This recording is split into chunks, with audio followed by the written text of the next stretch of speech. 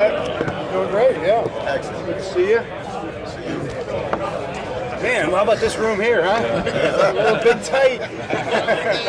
You don't have the biggest crowd. Tomlin. Oh, They have a few questions for him. Okay. All right, what do you got? I'm not biting on that. Hey, well, congratulations on your new contract. Thank there. you, Jameson. I mean, what is it for you? What does it mean, having, again, a new contract, being around here through 2028 or wherever it is? It means God is amazing, and the Ravens organization is amazing. Yeah. I was talking to actually my agent, and he had said something to me. It really was just really a telling thing. He said, "You're 5 for 5 in your head coaching career." I kind of looked at him like you guys are all looking at me right now. Yeah. He said, "You're 5 for 5." He said, "You've had the two best team presidents in the NFL. You've had the two best general managers in the NFL, and you've got the best owner in the National Football League. 5 for 5." So that's the blessing, and that's why that's why we're at where we're at right now with that. So I'm very grateful for that. Now, when you get the new deal and you know about the next year, have you ever thought about how much longer you want to be? I mean, it's 18 years now. Yeah, I'm happy to be alive. I hope that continues for a while. People I might say to my dad, you'll say happy birthday or you're feeling older or whatever. Right. It's like, hey, it's better than the alternative, So let's keep rolling. But really, what you think about is how are we going to get better today? How can we get better? What do we need to do? Your players, coaches. So you never teams. think about big picture of like Really? I mean, everybody thinks about it, but it's not forefront of mind. I just hope I make it there to make a decision, at some point in time. I still be breathing. Have you ever had those conversations with, dad, people close to you, whatever, about that long-term future and how long? Well, my dad has the best advice. I think my brother shared this recently. He said, "Hey, you coach until you just can't take it anymore. Until it's just too much, and you just there's no way you want to do it. You don't even want to come to work anymore. When you get to that point, you coach for 2 more years, and then you move on." So that's Dad's advice. John, we haven't talked to you since some of the free agent activity, some of the losses. What do you like about where your roster is now at this point as we move closer to the draft? I think the best way to describe it, I love the fact that we can line up and play right now. I've heard it said before, and it's a good philosophy. We don't play any games till September, so when you have issues or holes, if you want to call it that, you do have time to get better. But we could play a game right now with our roster. We have a really good roster right now. I love our players. I love our depth even. Not that we can't get better. So what our mission right now is to try to improve, is to try to take it to the next level. And the way the roster is set up, it gives us an opportunity to really to go after the best player we can get. Whatever the position might be, to improve our team and make the whole better. So looking forward to the draft. We still have some options in free agency. Keep improving. What do you think DeAndre Hopkins will bring to the wide receiver? Oh yeah, D-Hop, man. I was in a parking lot in Tampa getting ready to go see my daughter play a lacrosse game, and we got on the phone, and had a chance to talk to him about what his vision was for his future and what he wanted to accomplish. And amazingly enough, it aligned perfectly with the Ravens' vision. It was right in line with what we're trying to do. And he's a guy that I've always felt like should be a Raven. That was always something I always kind of watched him play when we were playing against him. Felt the same way about Derrick Henry, Ben Lamar when we saw him in College State. But to see him now with us in our building, working out already with the guys, it's pretty cool. O-line, you got a big keeper on Stanley. Just what's the view of the O-line? Well, I feel good about the O-line right now today. I think, like I said, we could play with 5 starters. We have competition even there, but we can use a couple more guys too, and we'll be looking at bolster the depth, but also bolster the competition in the O-line. But bringing Ronnie back was a huge part of that. We couldn't say that if Ronnie wasn't coming back. If Ronnie had decided to go elsewhere, we would have had to have addressed that in a big way. And I expect Ronnie to even continue to ascend, not just back to where he was pre-injury, but past that now, and just love his mindset, his maturity, his work ethic, his determination to be a legacy type player. I think that's really what he wants to accomplish right now. That's really important for our team. John, your commitment to the run game has been renowned for many years. With so many teams last year really recommitted, obviously, solely around the league. I wonder why you think that pendulum swung back to that position in the run game today. Yeah, it has swung back.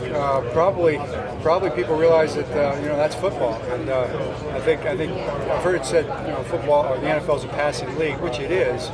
And the rules are kind of skewed that way a little bit. It's tough to defend the great quarterbacks, but two-headed monster is better than one. And the ability to run the ball, I think, just adds a layer that is fundamental to the game. It's a physical game. If you can run the ball, you can control the ball. If you can stop the run, you can put the offense in tougher passing situations. So we just always felt like it starts with stopping the run and running the ball. John, obviously there's a big vote coming on the tush push the way the Eagles run the quarterback sneak. With a running quarterback like Lamar, do you feel one way or the other on the play? Well, we don't do it with Lamar. It's not something that we do. I feel like it's a football play. I mean, if it's determined that it's an injury risk play, which I think the doctors are concerned about right now, then that's something that we have to address. If we don't think it's an injury risk play, then it's just a play in football. So it's going to be. I'm looking forward to the discussion. We really haven't decided our position on that yet. I kind of want to hear some more of the conversation. What about the old rule that ball carriers weren't able to get pushed from behind? Right. You think like going back to that and kind of alleviate some of the pressure there? Well, yeah. I mean, if you want to be consistent, just take all those kind of pushing situations out of the game, right? Downfield or wherever they are. I mean, we can't push the quarterback. Maybe we shouldn't be able to push the guards either. We can't push the defensive lineman on a field goal rush. Why are we pushing the guards? If you want to make that a rule, it might make sense to make it comprehensive. But right now, it's pretty narrowly written, so we'll have to see what happens. John, speaking of running backs, Keith Mitchell, last year out coming back from the injury, that's a tough year.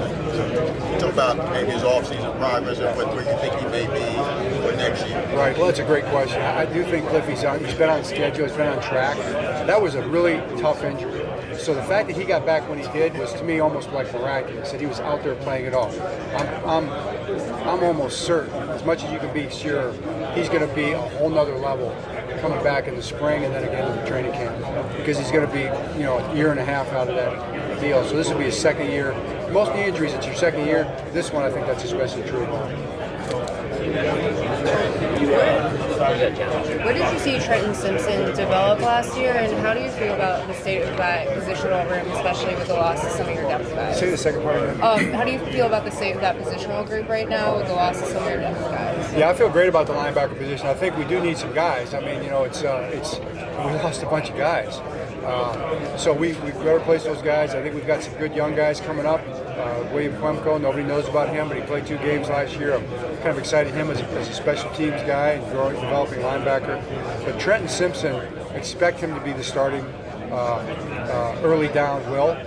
We do a lot on passing downs with dime and different kind of personnel groups in the field. He can continue to grow into that, but I think he's going to take a big step this year. I remember Pat Queen took a big step his 3rd year as well, so that would be probably our expectation. He's working hard, man. He's already in the building every single day. He's watching film on his own. He's in phenomenal shape. I'm sure he could play a game right now. So he cares, and that's where it starts. Coach, can you talk about the loss of Brandon Stevens and the status of the secondary from your perspective? Well, yeah. I mean, Brandon, look what he accomplished. He didn't play defensive back until his senior year in college. Came in kind of raw in that sense and became one of the better corners in the league the last 2 years. And for him to get that kind of a contract and a deal, I got to know his family really well. His mom went through a situation with his brother, as you remember. For this to happen for him is a blessing, and so we're happy for him. Leaves us, needing a corner, but we got Cheeto, and that was a huge signing for us. So he's been one of the highest ranked corners when he's been healthy. So our goal is to get him back out there, get him healthy, really work with all the soft tissue stuff, and try to do the best we can to bring him back to where he his high level of play. So he should help us. Then we got TJ Tampa, in the mix. I think TJ's going to take a big step. Health is big for him too. And then Jalen Armour-Davis is another guy with the health. So Jalen's always been talented. He's always played well when he's been out there. So those are all the guys in the conversation. And then our Darius, Darius can drop down into the nickel spot. So we've got answers. We could definitely add a guy in the draft too. So. Marlon, do you like him maybe inside or outside? I love Marlon anywhere. I like him on the field, but I do like him inside. I mean, he's a game changer in there. Nobody plays like Marlon. There's no nickel who plays the way Marlon plays in the slot. He can play outside with the best of them, but I don't think there's anybody like Marlon in the slot. Coach, could you discuss the keys to building you all's pass rush and the role of Chuck Smith in that? Right. Chuck Smith is, it's a unique guy, right? He's the pass rush. We call him the guru. He would probably blush if he heard me say that, but he's passionate about pass rush, and he brings that to the table with our guys. And we just figured if you have a skill that's really important, then it needs to be trained and taught every single day. And he does that. He does the other things too. I mean, he coaches the position and the assignments. He coaches the position, but he focuses on all the guys, the defensive linemen, the edge rushers, the defensive backs, the linebackers, on their pass rush technique. So he does a great job. I'm really proud of Chuck. John, speaking of guys named Chuck Pagano, obviously coming back.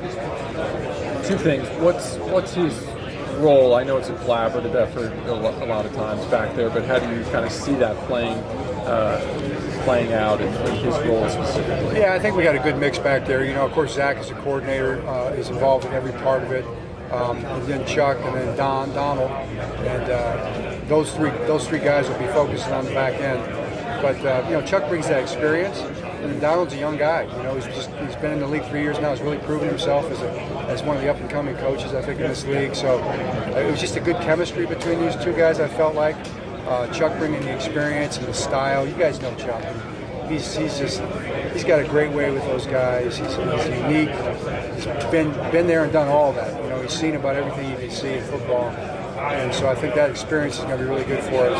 I think they're going to like his style. I think Donald's like cutting edge right now. And what they've done in Kansas City with Steve Spagnuolo, we have ties to Steve. As you know, our systems are very similar. And for Donald to take a step with more responsibility with us is good too. So I'm very fired up about that situation. What prompted that? We heard Chuck talk about getting that phone call and it just kind of coming together very quickly. Yeah, you think about it, and I was just kind of like, hey, I know this great secondary coach. I wonder if he'd be interested in coming back. And I didn't know. I didn't know because he's pretty happy out there. He's got the grandbabies, but his first. I think his answer was, when do we start? Let's get back to it. So that's Chuck. John, at the combine, you and Eric both said that you're starting to look at kickers as a possibility. When you're going into this draft, do you expect to draft a kicker going into this draft? That's a great question. I think there's a lot of good kickers in the draft from what I'm told. Randy Brown is out there. He's been putting up the frequent flyer miles all over the country. The last Eddie texts me it's like Santa tracking Santa, on Christmas Eve, right. Tracking Randy on the evaluation of kickers right now. He's doing a great job with that. So he'll have his list. We'll look at those guys next week when we get back, and it definitely, it's obviously there's a lot of layers to that whole conversation, but it's something we would have to do no matter what. It's at this point in time, you got to look. You always got to do your due diligence. So we'll be prepared to do that draft day if we feel like we need to, and if the right guy's there. Coach, the way the defense came together near the end of last year, the defense, how much did that make you feel like, hey, that could be the kind of the starting point? Yeah. Going into this. That's how exactly how it made me feel. That's where we began. I was surprised that we had this. I was surprised in the midst of it that we were struggling the way we were because I just felt like those weren't. You didn't see some of those problems cropping up. The way you couldn't anticipate those coverage problems cropping up the way they did. But looking back on it, not so surprised. Just kind of what we went through, what we were dealing with, quarterbacks that we played, all those kind of things. But the fact that we were able to get it turned around collaboratively, we got together, we worked on it, and got it fixed in a real big way. I was really proud of that. We talked a little earlier about the versatility in the secondary. How big is it to add another safety to allow some of the, like Hamilton to move around and for areas to move around. How big of a piece is that? Yeah, I think another safety in the mix playing would definitely do that. And I think we have the 2 young guys from last year who did a good job on special teams. So I expect those guys in that conversation, or anybody that we might add to the draft or free agency still. But we like the moving parts. We like that, and that would help us. John, Looking you back, still. what do you think changed from signing Marcus Williams to the biggest safety deal to him ending up being benched during the season? What do you think changed for him that led to that, I guess, decline? That's a good question. I wish I had that answer. It's probably a lot to that. It's hard to understand. But by no means do I think that he's not going to play really good football going forward. I've even said that before. I thought it would happen even last year at one point. So he's a talented guy. He's a very conscientious person. I was really just impressed with the way he handled it. I thought he handled it like a pro. Like the good person that he is. He's a good teammate, and he'll do really well going forward, I'm sure, somewhere. John, there's been a lot of talk this offseason about Mark Andrews' status. Do you fully expect him to be on the team, and have you kind of talked to him throughout the offseason, given how his season ended last year? Yeah, we've been in contact, back and forth. I mean, it's not like guys want to hear from me every day. Any of them. Coach, you call me again. But Mark's in a good place. He's working really hard. I do fully expect him to be playing for us next year. He's just too good a player. Obviously, with any player, there's always that. Any player. It's just coaches, players. It's National Football League. That's part of the deal with things happening. So I never could say anybody. But Mark would be one of the few guys I would expect not to be here. So we'll see what happens. But I fully expect. My plans are that we've got Mark, we got Isaiah, we got Charlie, we got Pat Ricard, all in place doing all those jobs. John, can I ask you just really quickly about the tush push? I know there's been a lot of talk about it. I know you guys have used it with Mark Andrews. Kind of what your thoughts are? Yeah, well, we like we said here a minute ago, it has to do with safety. So the doctors have some concerns. I think we just want to hear more about how the doctors feel about it in terms of a lot of those plays so far. So if there's potential for a wrong kind of injury, then then that we'll have to think about that. If they feel like it's safe or can be made safe or whatever, then fine. But if it's safe, then it's a football play, so we have no problem with it. If there's a problem with it, safety-wise, then we need to consider what they're talking about. That's where we're at. Do you think that's the general sentiment? I mean, that if there's no safety issue raised, that people will be reluctant to vote it out? I don't know. It's a great question. I haven't really polled. I haven't done a poll on it. But if they have it still in the game, we'll still be doing it with Mark. And if they take it out of the game, then we won't. And that's pretty much where we're at with football. Coach, I have a question more about something the NFL is focusing on at this meeting is expanding the girls' flag football. Right. And the Ravens have helped spearhead that in Maryland. Just what are your thoughts on the importance of that initiative, especially given the landscape of an opportunity in women's sports right now? Hugely important. Big fan of the flag football initiative, men and women. And probably because I have a daughter and a wife who both tell me that they just disappointed they didn't get a chance to play. I think Allison would have been a heck of a lefty quarterback, and Ingrid would have been a heck of a quarterback or a wide receiver or wingback or something. She's a pit bull. She might have been a corner out there, playing man coverage. So that's the sentiment I hear from from both of them and from their, Allison's friends. Is like, man, I wish I'd have had that when I was coming up. I would have loved to have played. So yeah, that's just a great opportunity. It's a great game. Flag football's fun, man. And did you play in gym class coming up, right? You spin away and take the flag away. I think it's awesome. What are your thoughts now about the possibility of it being in the Olympics and them holding it maybe in July and having NFL players? Would you be in favor of losing some guys in training camp to the Olympic flag football? I didn't hear about that. I know. No. I'm afraid I got a quarterback that'd probably be pretty good at it. So, I'm not that excited about that. I mean, I do. I'm a big American. I believe in America. I want gold medals.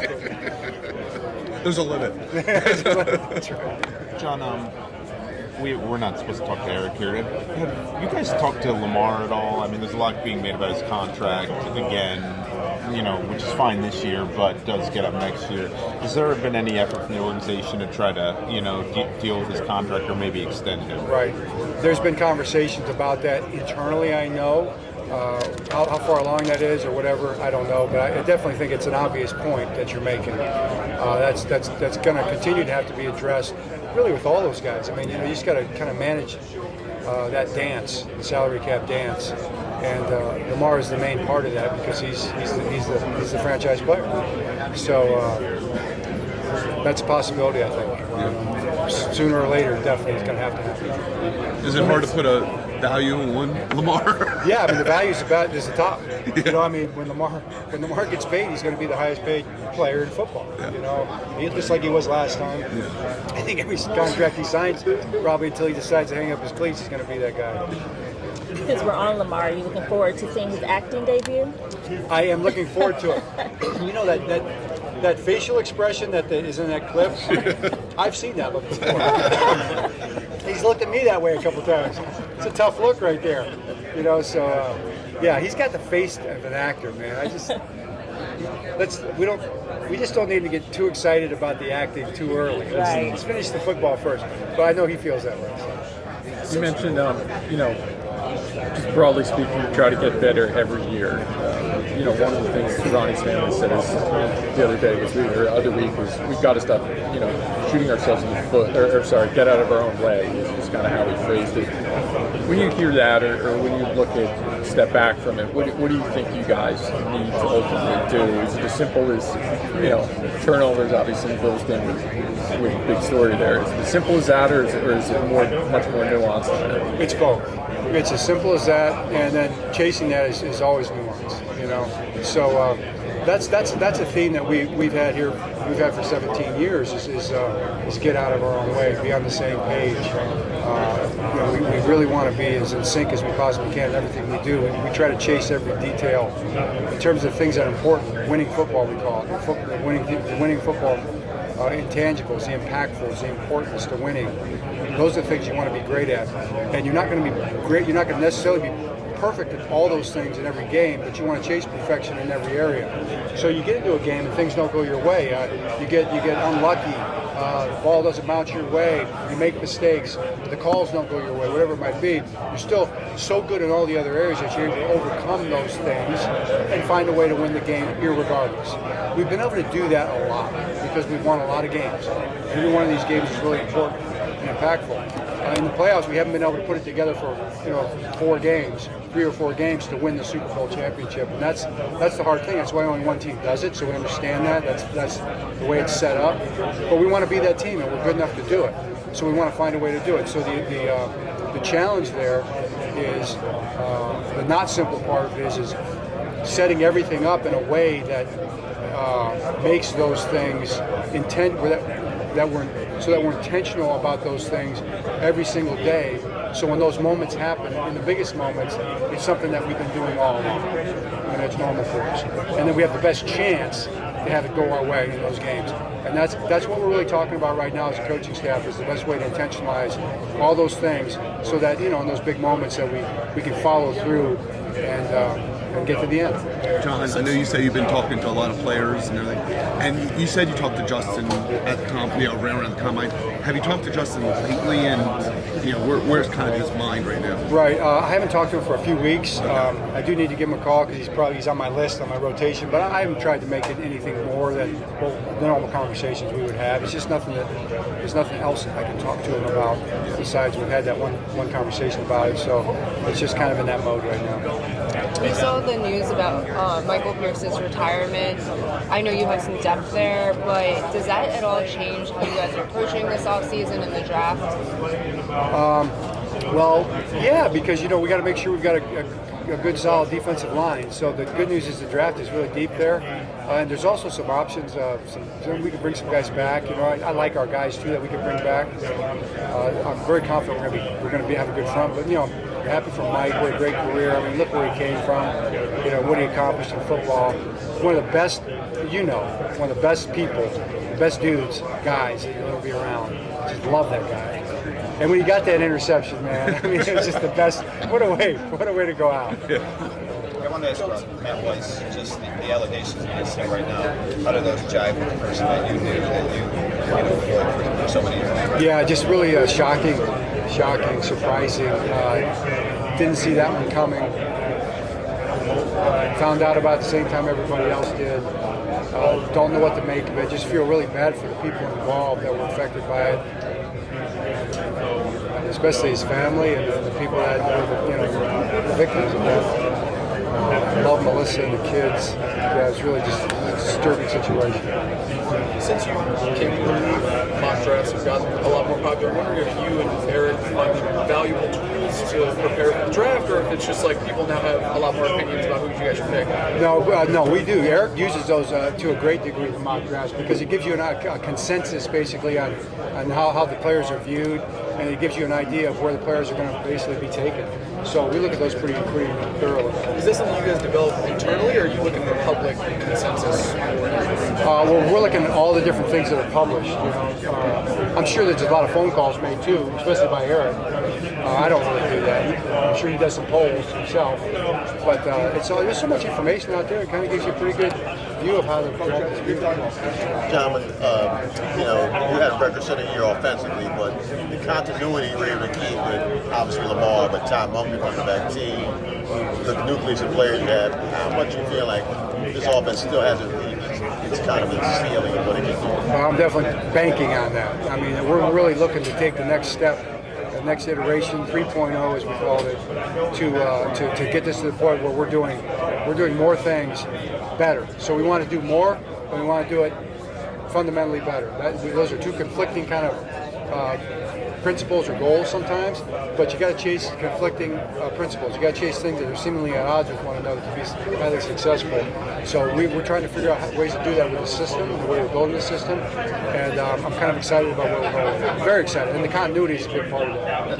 How does Lamar just keep growing? It seems like every year he just keeps leveling up. Yeah, I mean, he's supposed to.